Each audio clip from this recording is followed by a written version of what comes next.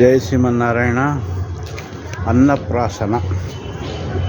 జన్మనోది షష్ఠే మాసే అన్నప్రాశనం అని ధర్మశాస్త్ర సూత్రం.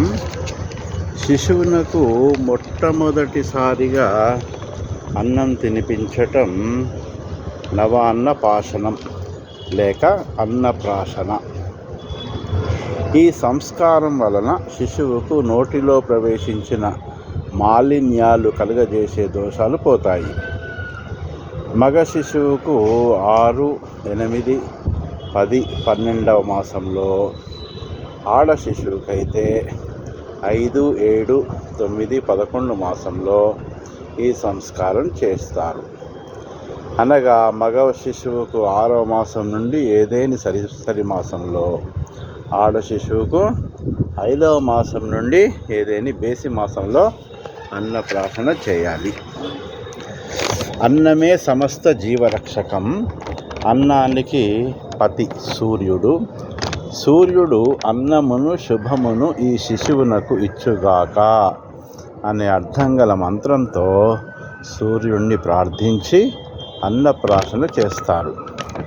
ఈ సంస్కారంలో పెరుగు, తేనె, నెయ్యి, అన్నం వీటి మిశ్రమాన్ని శిశువుకు పెట్టాలి.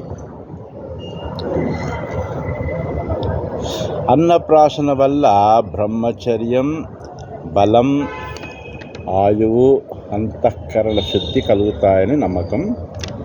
ఈ అన్నప్రాశనతో పాటుగా పుస్తకాలు, బంగారం, కత్తి, ధనం, పసుపు కొమ్ములు, పువ్వులు మొదలైనవి ముందుగా పెట్టి శిశువు దేనిని తాకితే ఆ వస్తు సంబంధిత వృత్తిలో బాగా రాణిస్తారని ఇది వినోదప్రాయంగా చేస్తుంటారు.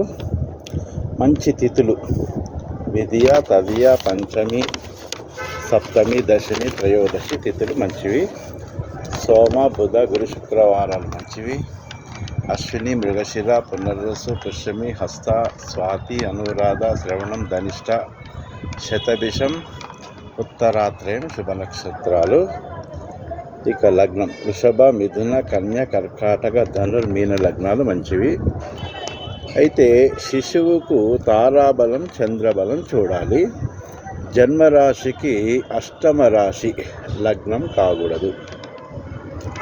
ముహూర్త చక్రంలో దశమ శక్తి ఉండాలి. ముహూర్త లగ్నంలో పూర్ణచంద్ర, బుధ, గురు లేక శుక్రుడు ఉన్నట్లయితే శుభ ఫలితాలు ఇస్తారు.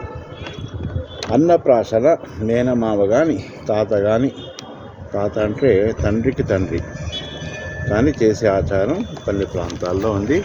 జై శ్రీమన్నారాయణ. రాచకొండ రామాచార్యులు జ్యోతిష్యులు, శ్రీ వైష్ణవ పాంచరాత్ర ఆగమ పురోహితులు. Mobile number 9989324294.